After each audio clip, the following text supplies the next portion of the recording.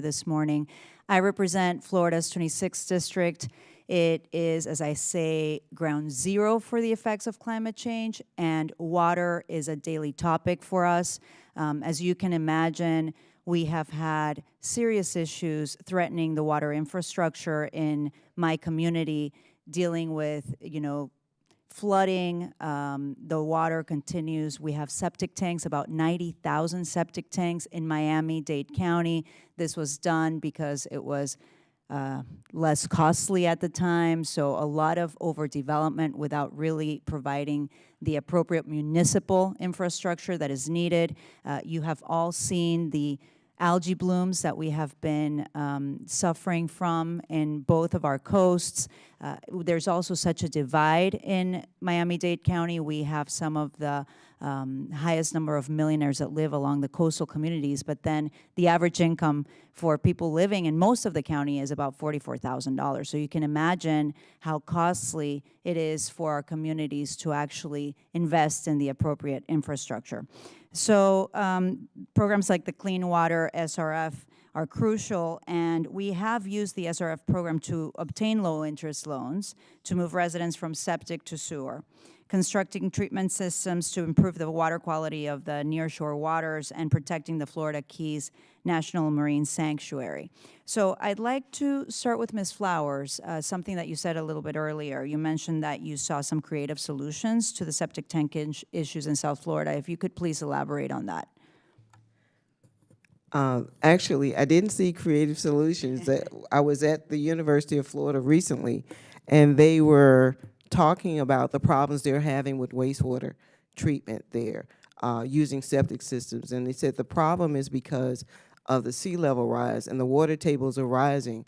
And as a result, the technology is failing and it's leaching into the groundwater and ends up in the rivers and so forth, which creates the algae bloom and sometimes fish kills. So what I'm hoping would come of this, if I had a magic wand, I would try to partner with some of the agencies that are already dealing with innovative technology, like NASA, for an example. I'm trying to get to NASA because they treat wastewater in outer space.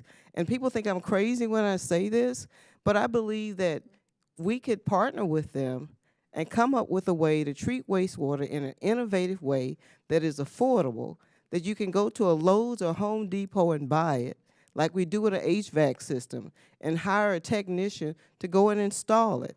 But we have to start thinking out of the box. The way we're thinking is for technology or for a time that was when I was a child. Now, at the age of 60, I never could have imagined. I remember when we had party lines. Now we have cell phones. Some people don't even know what I'm talking about.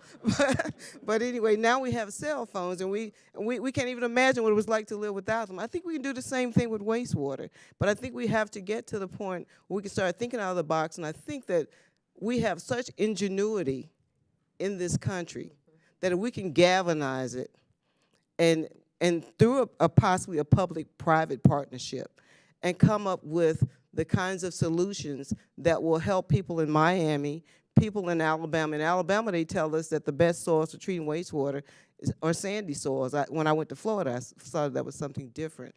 So we really need to find a way to develop the type of technologies that do take into account climate change. Thank you, Ms. Flowers. I couldn't agree more with you. I think that it is critical to continue to talk about this topic. That's why this hearing is so important. There's nothing more important, I don't think, to any of us than clean drinking water, access to clean water, even for our coastal communities so that our children's health is protected. I have a quick question now for Ms. Heaps. You mentioned, I'm curious, you mentioned the right to water law that was enacted in California. Can you just briefly comment on what that entails and how that's worked for California? I'm curious to see if that's something that we can do in Florida as well. Sorry. I'm happy. I see we're almost out of time, so I'm happy to actually put something in writing so I can address it better. But it basically provides guidance for implementation of that human right to water across state agencies that deal with water, and also provides guidance for local utilities as they are making decisions. Okay, and just lastly, if I am allowed, I would like to ask for unanimous consent to include in today's hearing record an article from Bloomberg Business Week. Miami will be underwater soon. Its drinking water could go first. Without objection, so ordered. Thank you. I'd like